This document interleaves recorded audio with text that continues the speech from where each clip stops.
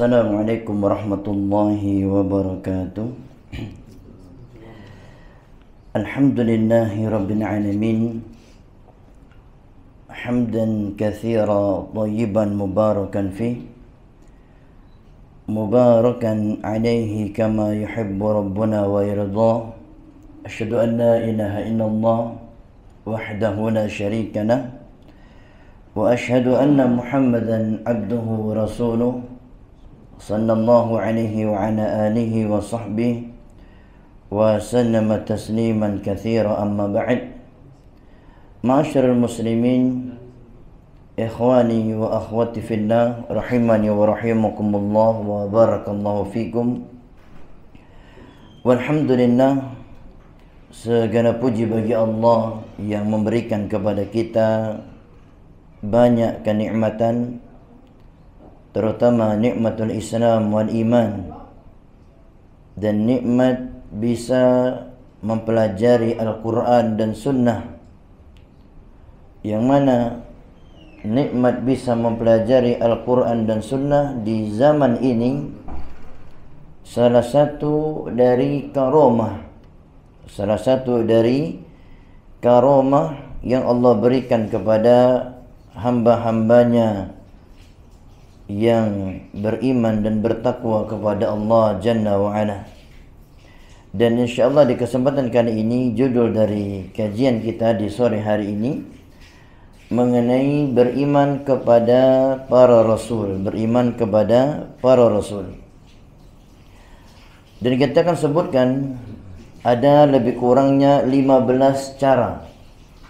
15 cara beriman dengan benar kepada para Nabi dan Rasul, atau kepada utusan-utusan Allah Tabaraka wa Ta'ala. Sebelum kita sebutkan, kita jelaskan terlebih dahulu perbedaan antara Nabi dan Rasul. Perbedaan antara Nabi dan Rasul. Allah mengatakan di dalam Al-Quran, وَمَا أَرْسَلْنَا مِنْ قَبْلِكَ, tidaklah kami mengutus sebelummu min rasulin, seorang rasul, wala nabiyyin, dan tidak pula kami mengutus seorang nabi, inna idza tamanna alqa syaitanu fi umniyati, melainkan atau kecuali apabila nabi dan rasul itu berkeinginan, maka syaitan memasukkan godaan-godaannya ke dalam keinginannya tersebut. Dalam surat Al-Hajj ayat yang ke-52. Di dalam ayat ini Allah menyebutkan Rasul dan Nabi. Rasul dan Nabi. Dan ini menunjukkan ada perbedaan antara Rasul dan Nabi. Kita sebutkan sedikit perbedaannya di sini. Rasul itu adalah utusan Allah yang mendapat syariat baru. Rasul adalah utusan Allah yang mendapatkan syariat baru, kemudian diutus kepada kaum yang menentang, mendapatkan wahyu dari Allah. Jadi Rasul itu adalah orang yang mendapatkan wahyu, yang kedua mendapatkan syariat baru, yang ketiga diutus kepada kaum yang menentang. Itu Rasul. Adapun pengertian Nabi, Nabi itu adalah seseorang yang mendapatkan wahyu tetapi tidak mendapatkan syariat baru, dan tidak diutus kepada kaum yang menentang, tetapi diutus kepada kaum yang sudah menerima. Dikarenakan Nabi hanya meneruskan dari dakwah para Rasul, bukan membawa syariat baru atau diutus kepada kaum yang menentang. Jadi singkatnya di sini perbedaannya sangat jelas. kalau Rasul mendapatkan syariat baru, adapun Nabi tidak mendapatkan syariat yang baru. Makanya kita tidak samakan antara Nabi Musa dengan Nabi Harun. Kalau Nabi Musa itu seorang Rasul, kalau Nabi Harun hanya seorang Nabi. Hanya seorang Nabi. Persamaannya sama-sama dapat wahyu. Perbedaannya, Nabi Musa mendapatkan syariat baru. Nabi Harun hanya meneruskan dakwah Nabi Musa. Nabi Harun hanya meneruskan dakwah Nabi Musa dan tidak diutus untuk mendapatkan syariat yang baru. Makanya kitab Taurat yang diturunkan kepada Nabi Musa juga dipakai oleh Nabi Harun, karena Nabi Harun penerus para rasul, di antaranya meneruskan dakwah dari Nabi Musa, utusan Allah Tabaraka wa Ta'ala. Sekarang kita sebutkan ada lebih kurangnya 15 cara beriman dengan benar kepada para nabi dan rasul. 15 cara beriman dengan benar kepada para nabi dan rasul. Yang pertama, hendaknya seseorang meyakini bahwasanya kenabian dan kerasulan itu semata-mata pilihan Allah, adalah pilihan Allah, bukan jabatan kedudukan yang bisa diusahakan oleh setiap manusia. Jadi kalau misal ada jamaah udah bosan jadi manusia biasa, pengen naik pangkat jadi nabi, tidak bisa ya. Itu mustahil. Adapun kalau jabatan-jabatan di dunia, mungkin jadi anggota dewan, atau jadi bupati, jadi gubernur, mungkin jadi pegawai, atau semisalnya, itu bisa diusahakan, bisa berusaha, asal serius dan sungguh-sungguh. Adapun menjadi nabi, sekuat apapun kesungguh-sungguhan seseorang, tidak akan bisa dia mencapainya kalau Allah tidak ingin menjadikannya seorang nabi dan rasul. Bahkan kalau kita lihat, Nabi Muhammad itu ketika diangkat menjadi nabi, tidak bisa membaca, tidak bisa menulis. Itu menunjukkan kemurnian bahwasanya nabi dan rasul itu murni pilihan Allah, bukan hasil usaha manusia. Makanya banyak orang sekarang mengaku jadi nabi karena saking pintarnya, katanya dia jadi ngaku nabi, atau dia mengaku memiliki kelebihan sehingga pantas dikatakan nabi. Maka ini suatu kedustaan yang tidak bisa diterima. Kemudian yang kedua, cara beriman yang benar kepada para nabi dan rasul adalah hendaknya dia meyakini bahwasanya para nabi dan rasul itu makhluk yang paling sempurna dari kalangan manusia. Jadi nabi dan rasul adalah makhluk yang paling sempurna. Sempurna ilmunya, sempurna amalannya, sempurna keyakinannya, sempurna akhlaknya, sempurna fisiknya. Makanya kalau ditanya siapa manusia yang paling tampan, jawabnya Nabi Adam alaihissalam. Setelahnya Nabi Yusuf alaihissalam. Setelahnya Nabi Muhammad sallallahu alaihi wasallam. Para nabi adalah makhluk yang paling sempurna penciptaannya. Mungkin timbul pertanyaan, adakah nabi dari kalangan bangsa malaikat? Nabi itu hanya di kalangan manusia. Adakah nabi dari kalangan bangsa jin? Jawabnya tidak ada. Yang benar tidak ada. Yang benar nabi itu dan rasul hanya ada dari kalangan manusia. Kemudian berikutnya, Yang ketiga, cara beriman kepada para nabi dan rasul adalah meyakini bahwasanya para rasul benar-benar terlepas dari sifat yang tercela. Jadi akhlak para nabi dan rasul, akhlak yang terbebas dari akhlak yang tercela. Jadi para nabi tidak pernah dusta, para nabi tidak berkhianat, para nabi tidak menyembunyikan ilmu.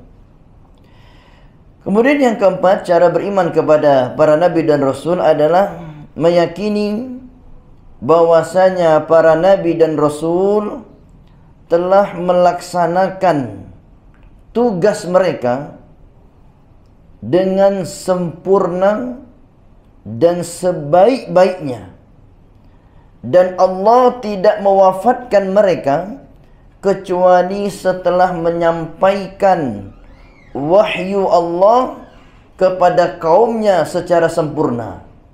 Jadi benar-benar telah sempurna dan sebaik-baiknya. Makanya Nabi pernah mengatakan, tidak ada jalan ke surga, kata Nabi, melainkan telah kuajarkan.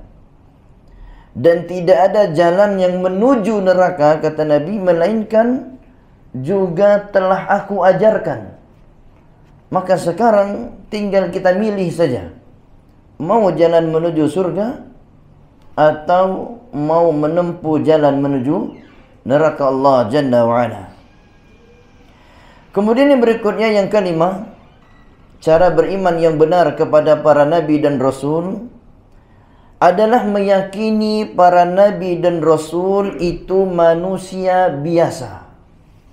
Adalah manusia biasa, bisa sakit, kemudian bisa meninggal dunia, punya keturunan, makan, minum, mencari rezeki, dan lain sebagainya. Manusia seperti kita pada umumnya.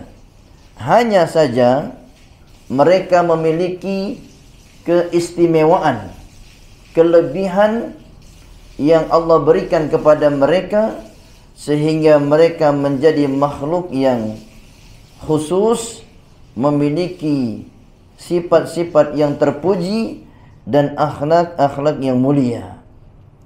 Kemudian yang keenam, cara beriman kepada para nabi dan rasul adalah meyakini para nabi dan rasul mereka manusia yang maksum. Mereka manusia yang maksum. Apa maknanya? Maknanya adalah para nabi dan rasul itu terjaga dari dosa besar. Jadi para nabi dan rasul terjaga dari dosa besar. Maka tidak ada ceritanya nabi berzina, atau tidak ada ceritanya nabi mencuri, menipu, atau main sihir, atau menyembah berhala, atau yang lain sebagainya.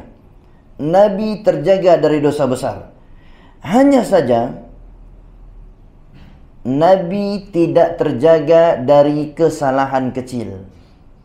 Entah kesalahan itu mengandung dosa, atau kesalahan itu tidak sampai dosa. Contohnya, Nabi Adam alaihi salam. Nabi Adam pernah tidak berbuat dosa? Jawabnya, pernah. Memakan buah terlarang. Memakan buah terlarang. Dan itu kata para ulama dosa kecil. Memakan buah terlarang yang dinamakan oleh iblis dengan buah khuldi. Jadi jangan sebut buah khuldi ya. Karena buah khuldi itu nama yang disebut oleh iblis untuk menjebak Nabi Adam AS. Dan ini dosa kecil. Di antara dosa kecil yang dilakukan oleh para nabi adalah yang dilakukan oleh Nabi Nuh. Nabi Nuh pernah meminta kepada Allah untuk menyelamatkan anaknya yang kafir.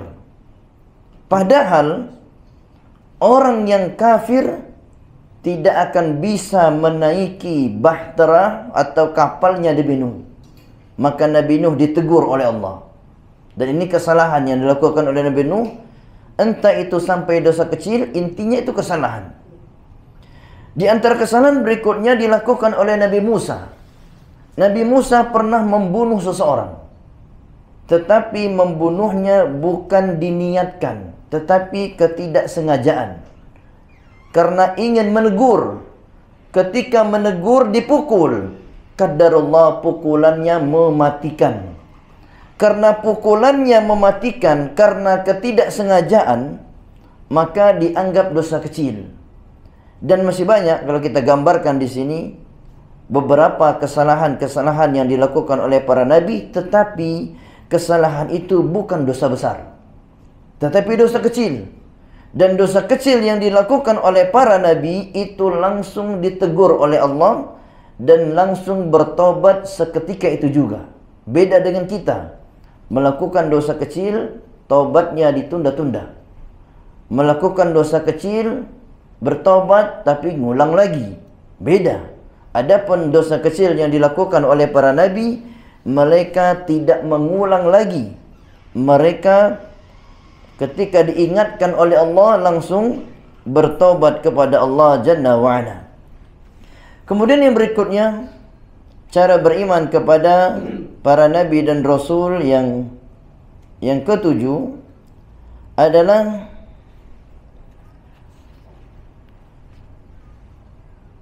tidak bersikap ghulu.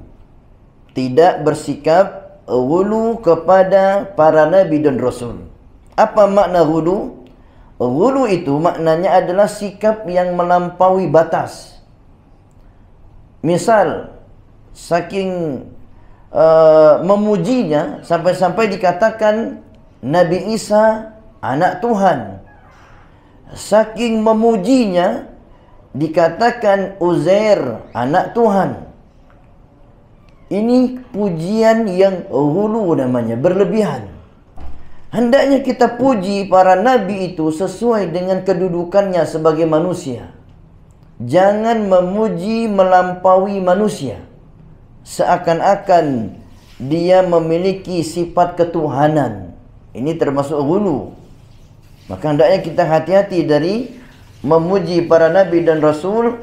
Jangan sampai pujian kita itu pujian yang ghulu, berlebihan, yang akhirnya tidak terpuji, justru tercela dan dilarang dalam syariat agama Islam. Kemudian berikutnya yang kedelapan, cara beriman kepada para nabi dan rasul adalah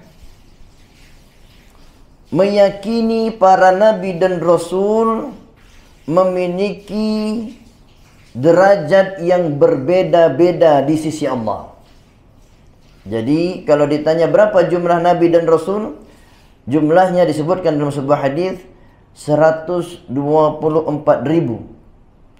Dari 124.000 nabi dan rasul itu memiliki kedudukan yang berbeda-beda. Yang paling tinggi kedudukannya di sisi Allah adalah Nabi Muhammad sallallahu alaihi wasallam. Yang kedua Nabi Ibrahim. Yang ketiga Nabi Isa, kemudian Nabi Musa, kemudian Nabi Nuh alaihi salam. Itu nabi-nabi yang memiliki keutamaan yang tinggi di sisi Allah Jalla wa'ala dibandingkan dengan nabi dan rasul yang lainnya. Kemudian yang kesembilan, cara beriman kepada para nabi dan rasul adalah meyakini bahwasanya para nabi dan rasul dakwah atau inti dakwahnya sama. Jadi kita harus yakin inti dakwah para nabi dan rasul sama, yaitu mendakwahkan supaya beribadah hanya kepada Allah. Nabi Nuh berdakwah supaya kaumnya beribadah hanya kepada Allah. Nabi Musa berdakwah bagaimana kaumnya beribadah hanya kepada Allah. Nabi Isa, Nabi Muhammad alaihi wassalam mengajak kaumnya beribadah hanya kepada Allah. Dakwahnya sama. Hanya saja ritual ibadahnya berbeda. Hanya saja ritual ibadahnya, misal salatnya, antara salat Nabi Muhammad dengan salat Nabi Nuh beda. Ada perbedaan. Salatnya dengan Nabi Isa ada perbedaan. Tetapi inti dakwahnya sama. Adapun ritual ibadahnya ada perbedaan. Misalnya puasa Nabi Musa dengan puasa Nabi Muhammad ada perbedaannya. Tetapi perbedaannya hanya di ritual ibadah, bukan di inti dakwah. Inti dakwah sama, yaitu mengajak kaumnya beribadah hanya kepada Allah Jalla wa'ala. Kemudian yang ke-10, cara beriman kepada para Nabi dan Rasul adalah meyakini para Nabi dan Rasul memiliki keistimewaan. Di antaranya adalah para Nabi dan Rasul mendapatkan wahyu. Ini keistimewaannya. Yang kedua, para Nabi dan Rasul kalau meninggal dunia, hartanya tidak boleh diwarisi. Terus dikemanakan? Diwakafkan, disedekahkan. Kemudian yang ketiga keistimewaannya adalah para Nabi dan Rasul dikuburkan di tempat dia meninggal dunia. Misal meninggalnya di rumah, dikuburkan di rumah. Misalnya meninggalnya mungkin di tempat ibadahnya, dikuburkan di tempat ibadahnya. Di mana dia meninggal, di situlah dia dikuburkan. Kemudian di antara keistimewaan para Nabi dan Rasul adalah para Nabi dan Rasul jasadnya tidak dimakan ulat atau cacing, atau tidak dimakan oleh tanah. Jadi sekarang semua jasad para Nabi sekarang masih utuh. Bahkan kalau bisa dikatakan, seandainya kalau dia terluka sekarang jasad itu, dia akan mengeluarkan darah. Karena masih segarnya jasad itu.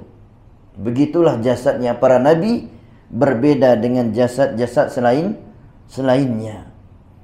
Maka seandainya kalau ada yang berani membongkar kuburan Rasulullah yang ada di Madinah sana, karena dulu ada kisah orang-orang Syiah itu berencana mengambil jasadnya Nabi.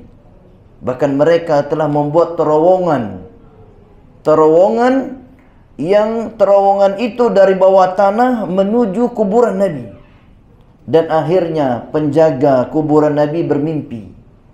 Apa mimpinya?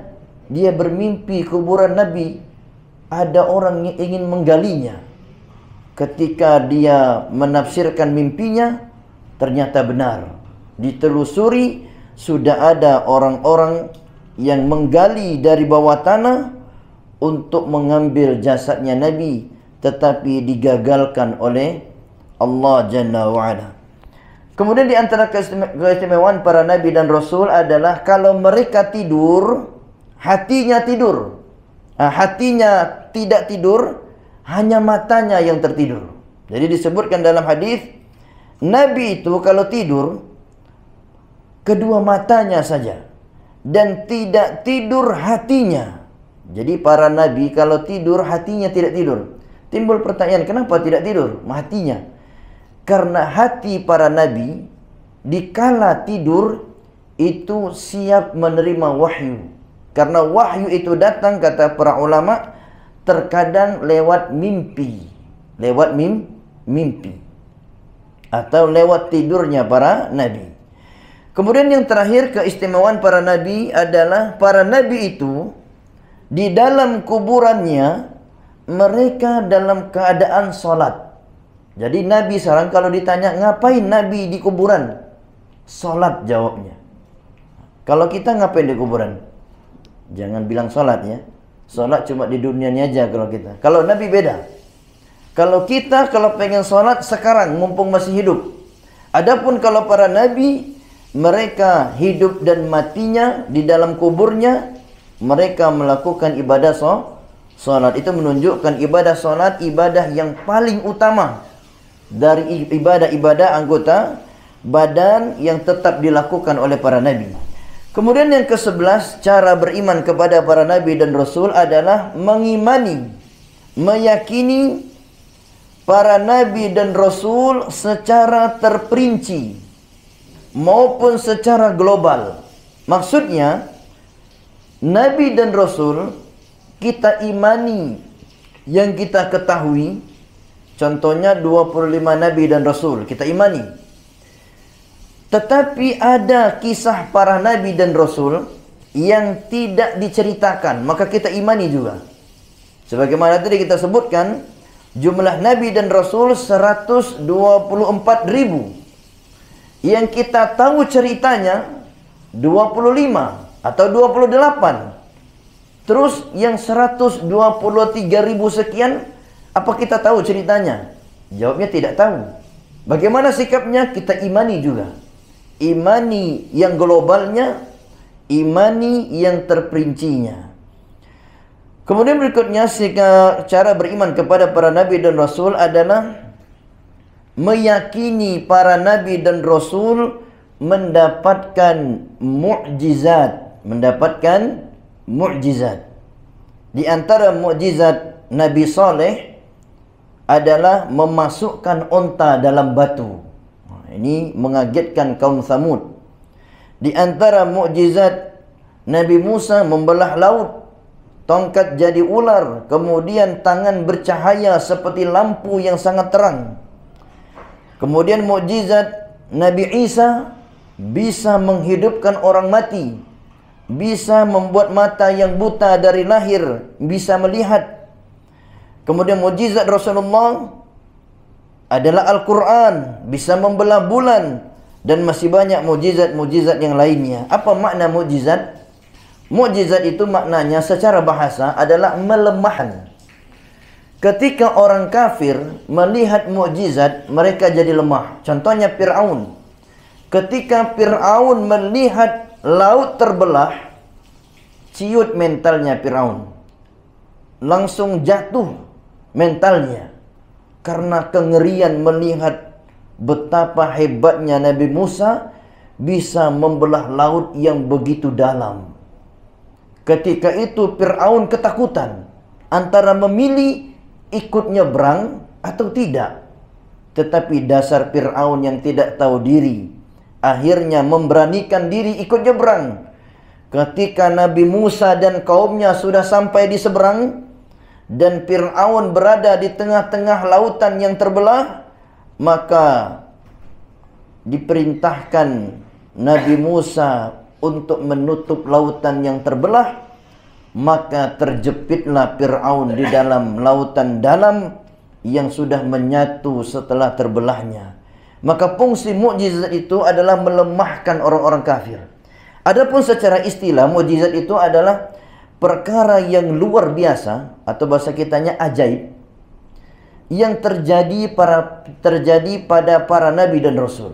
Itu perkara luar biasa yang ajaib yang terjadi pada para Nabi dan Rasul untuk melemahkan kaum yang menentang.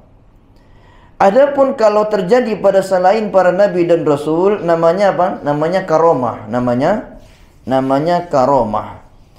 Karomah ini terjadi pada selain Nabi dan Rasul. Contohnya karomah Ashabul Kahfi yang tidur selama berapa bulan? 9 bulan, 3 tahun. Jadi tidur 3 tahun 9 bulan, jasadnya tidak rusak, jasadnya tidak menua, jasadnya masih utuh. Ini namanya karomah. Dan itu kelebihan yang Allah berikan kepada hamba-hambanya yang beriman dan bertakwa kepada Allah. Kemudian kalau ditanya, mungkinkah kita sekarang yang ikut pengajian dapat karomah? Jawabnya mungkin. Di antara karomah di zaman ini adalah ikut pengajian. Kenapa? Karena orang pengajian itu ajaib. Kenapa ajaib? Aneh. Jarang yang ikut kajian, langka. Dan Allah berikan kepada orang-orang yang memang benar-benar ingin mendalami agama ini. Maka kalau ada orang ikut kajian menuntut ilmu agama, itu luar biasa. Di mana orang sekarang tidak lagi ada semangat menuntut ilmu, maka perkara yang luar biasa kalau ada semangat yang masih ada dalam hati kita dalam menuntut ilmu. Kemudian di antara cara beriman kepada para Nabi dan Rasul adalah beriman kepada para Nabi dan Rasul kepada nama-nama mereka yang disebutkan di dalam Al-Quran. Ada berapa yang disebutkan dalam Al-Quran? Jawabnya ada 25. Di dalam Al-Quran ada 25 Nabi dan Rasul yang disebutkan. Dan silakan dilihat nama-nama Nabi yang ada dalam Al-Quran. Kemudian berikutnya yang ke-14, cara beriman kepada para Nabi dan Rasul adalah meyakini bahwasanya para Rasul, para Nabi memiliki kekhususan. Jadi ada Pak Rasul meyakini bahwasanya Nabi Muhammad memiliki kekhususan dibandingkan nabi-nabi dan rasul yang lain. Apa kekhususannya? Nabi Muhammad diutus ke seluruh bangsa manusia dan jin. Adapun rasul-rasul dan nabi terdahulu diutus secara khusus kepada kaumnya. Adapun Nabi Muhammad diutus kepada seluruh manusia dan seluruh bangsa jin. Kemudian yang ke-15 yang terakhir, cara beriman kepada para nabi dan rasul adalah mengetahui beberapa persamaan antara nabi dan rasul. Apa persamaannya? Nabi laki-laki, rasul laki-laki. Jadi tidak ada ceritanya nabi rasul perempuan itu tidak ada ya. Makanya kalau ada sekarang ada orang ngaku nabi tapi perempuan, ini tidak benar berarti. Tidak benar kalau ada yang mengatakan nabi dan rasul perempuan, tidak benar. Nabi dan rasul hanya laki-laki. Yang kedua, persamaan nabi dan rasul adalah merdeka. Bukan budak, merdeka. Orang yang merdeka. Terus bagaimana dengan Nabi Yusuf? Bukankah Nabi Yusuf jadi budak? Betul. Tapi perbudakan Nabi Yusuf itu tindakan kezaliman. Aslinya Nabi Yusuf itu bukan budak, tetapi dia dijual orang. Ketika dijual, akhirnya diangkat jadi budak oleh orang-orang yang menjualnya dan membelinya. Padahal aslinya Nabi Yusuf bukan budak, tapi orang yang merdeka, dan akhirnya Nabi Yusuf pun dimerdekakan setelah tampak kebenaran dan tampak kecerdasan yang ada pada dirinya, dan bahkan disebutkan dia diangkat dari kerajaan atau penguasa ketika itu menjadi orang-orang yang berperan dalam kerajaan yang ada di masanya. Jadi inilah singkat cara-cara beriman kepada para nabi dan rasul. Mudah-mudahan Allah Subhanahu wa taala menguatkan keimanan kita kepada para nabi dan rasul, yang mana para nabi dan rasul adalah makhluk atau manusia yang hendaknya yang paling kita cintai. Kita mencintai Nabi Muhammad melebihi segala sesuatu, melebihi diri kita sendiri. Setelah kita mencintai Allah Tabaraka wa Ta'ala. Kalau ditanya, setelah Allah siapa yang paling dicintai? Adalah Nabi Muhammad Sallallahu Alaihi Wasallam, melebihi cintanya kepada dirinya sendiri. Kalau memang kita benar cinta, maka pelajarilah tentang Rasulullah, amalkan apa yang beliau perintahkan, dan tinggalkan apa yang beliau larang. Wallahu ta'ala alam bisawab. Naktafi bihadza.